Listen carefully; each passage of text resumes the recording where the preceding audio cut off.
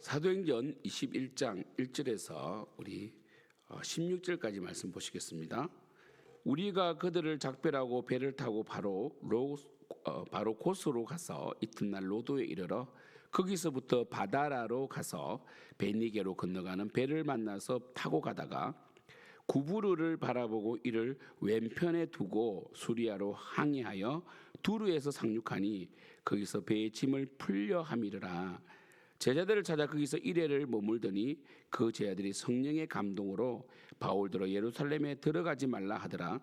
이 여러 날을 지낸 후 우리가 떠나갈새 그들이 다 그 처자와 함께 성문 밖까지 전송하거늘 우리가 바닷가에서 무릎을 꿇어 기도하고 서로 작별한 후에 우리는 배에 오르고 그들은 집으로 돌아가니라.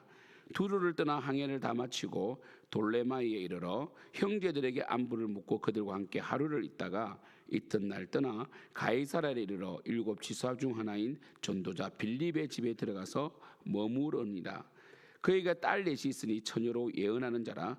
여러 날 머물러 있더니 아가보라 하는 한 선지자가 유대로부터 내려와 우리에게 와서 바울의 띠를 가져다가 자기 수족을 잡아매고 말하기를 성령이 말씀하시되 예루살렘에서 유대인들이 이같이 이 띠 임자를 결박하여 이방인의 손에 넘겨주리라 하거늘 우리가 그 말을 듣고 그곳 사람들과 더불어 바울에게 예루살렘으로 올라가지 말라 그나니 바울이 대답하되 여러분이 어찌하여 우러 내 마음을 상하게 하느냐. 나는 주 예수의 이름을 위하여 결박당할 뿐 아니라 예루살렘에서 죽을 것도 각오하였노라 하니 그가 고난을 받지 아니하므로 화물 받지 아니하므로 우리가 주의 뜻대로 이루어지다고 그쳤노라.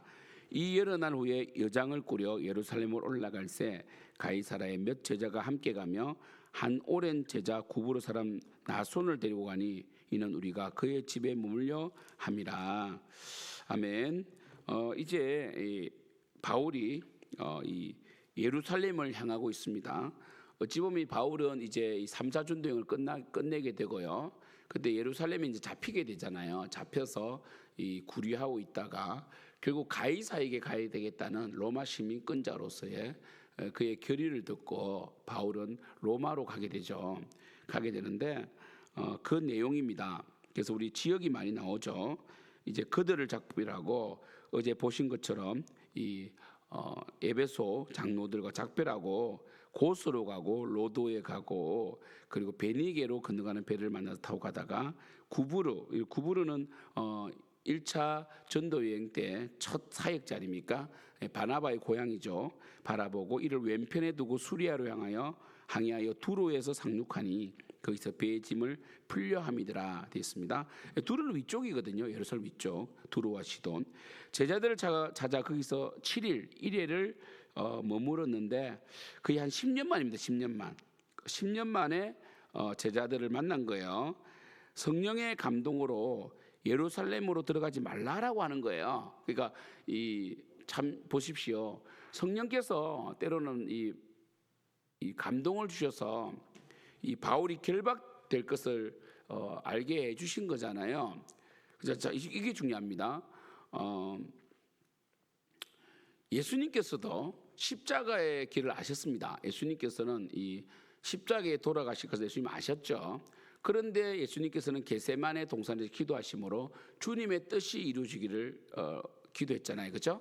그러면 이 바울이 잡히는 것이 분명 바울에게는 힘든 일이고 바울이 굉장한 이 고통을 당하는 건 맞지만 하나님의 뜻은 바울이 잡히기를 원하는 거잖아요. 그렇잖아요.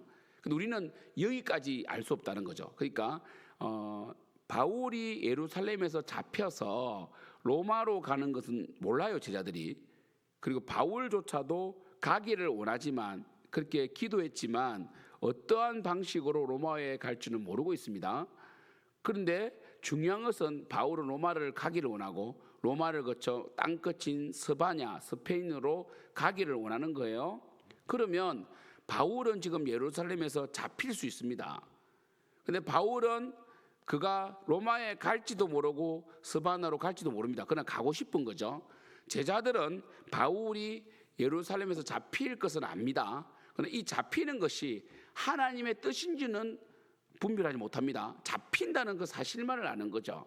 그런데 결국 우리가 사도행전 전체를 보면 바울은 이 예루살렘에서 잡히게 되고 이 잡힌 것 때문에 선교비 하나 없이, 그러니까 어떤 바울의 개인적인 선교비 지출 없이 그냥 압송돼 가잖아요, 그죠? 그래서 또 로마 군인들이 지키는 안전하게 로마로 압송되어 가고 또 그곳에서 2년 정도는 자유롭게 복음을 전할 수 있었거든요. 그럼 보십시오. 결국은 바울이 예루살렘에서 잡힌 것이 선교적인 측면에서는 유익이 된 거잖아요. 결론적으로는.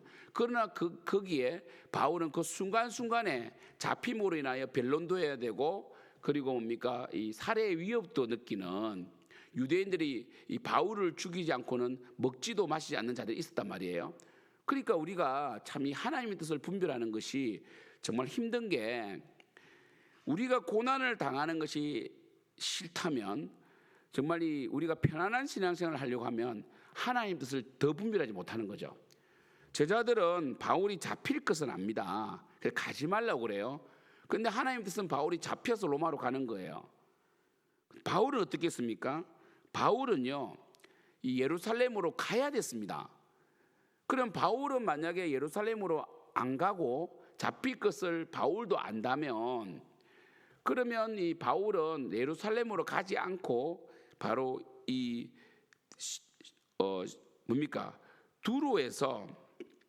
두루에서 로마로 갈 방법을 연구할 수도 있잖아요. 근데 왜 이 바울이 예루살렘으로 가려고 했느냐 하면, 바로 바울은 이 이방 교회와 예루살렘 교회를 화해시키기 위해서 이방 교회에서 모았던 구제연금을 예루살렘 교회에 전달함으로, 그래서 예루살렘 교회와 이방 교회가 하나 되기를 원했단 말이에요. 이 사명 때문에 가는 거예요. 이 헌금은 다른 사람들한테 맡길 수가 없어요. 바울이 가져가야 됩니다. 왜냐하면 바울이 이 이방 교회를 세웠고, 또 이 물질이 중간에 도난 당할 수도 있고, 또 의미가 퇴색될 수 있기 때문에 이 연보를 예루살렘 교회에 전달해야 될 분명한 사명이 있었기 때문에 간 거예요. 좀 이해가 되시죠? 그렇죠? 그래서 이 5절에 보면, 이 여러 날을 지내는 우리가 떠나갈 때 그들이 다 그 처자와 함께 성문 밖까지 전송하거늘 우리가 바닷가에서 무릎을 꿇어 기도했다. 무릎을 꿇어 기도했다는 거죠. 뭘 기도했겠습니까? 바울의 안전을 위해서 기도했죠. 사실 그러면 왜 잡힐 걸 알고 가느냐라고 할 수 있는 거 아닙니까? 7절 두루를 떠나 항해를 다 마치고 돌레마이에 이르러 형제들에게 안부를 묻고 그들과 함께 하루를 있다가 이튿날을 떠나 가이사라에 이르렀죠. 그렇죠? 그런데 그곳에서 30년 동안 살았던 빌립이 이제 가이사라로 갔다고 돼 있잖아요. 그 빌립 만나는데 그곳에 딸넷이 있는데 천년대 예언하는 자들이라는 거예요. 그래서 이 아가보라는 또 선지자가 내려옵니다. 와가지고 그가 바울의 띠를 가져다가 자기 수족을 잡아매고, 성령께서 말씀하시되 예루살렘에서 유대인들이 이같이 이 띠 임자를 결박하여 이방인의 손에 넘겨주려 하거늘. 그러면 보세요, 성령들이 이걸 말씀하셨다는 것은 바울을 향하여 우리가 인간적으로 했을 때는 그럼 피해야 되는 건가? 이렇게 생각할 수 있지만, 성령님께서 이렇게 말씀하셨다는 것은 피하라는 뜻이 아니라 바울이 이 일을 통하여 새로운 하나님의 역사를 이루어 나가겠다는 뜻이거든요. 그 참 분별이 힘들긴 힘들어요, 이런 점에서. 그래서 그들은 뭡니까? 이 성령님께서 이걸 보여주셨다는 것은 어떻게 그들이 해석했습니까? 이거는 도망가라는 사인이다.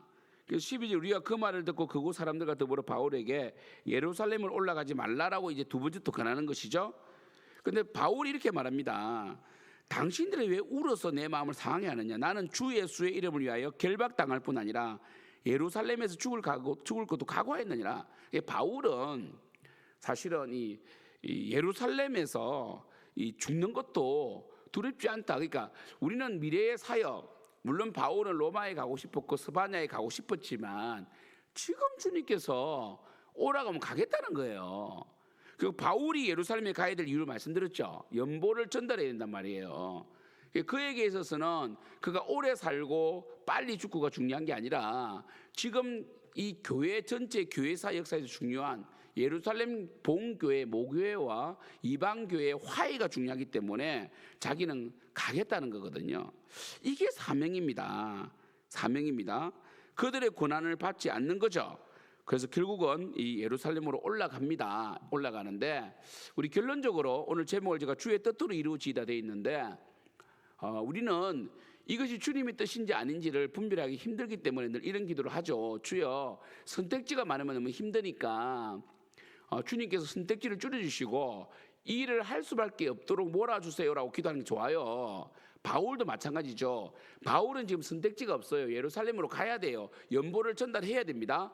그런데 이 많은 사람들이 바울을 이렇게 잡힐 것이라고 예언을 하니까 바울도 마음에 심란했겠죠. 그런데 바울은 뭐냐면 성령께서 이렇게 말씀하시는 것은 도망가라 피하라는 뜻이 아니라 마음의 준비를 해라.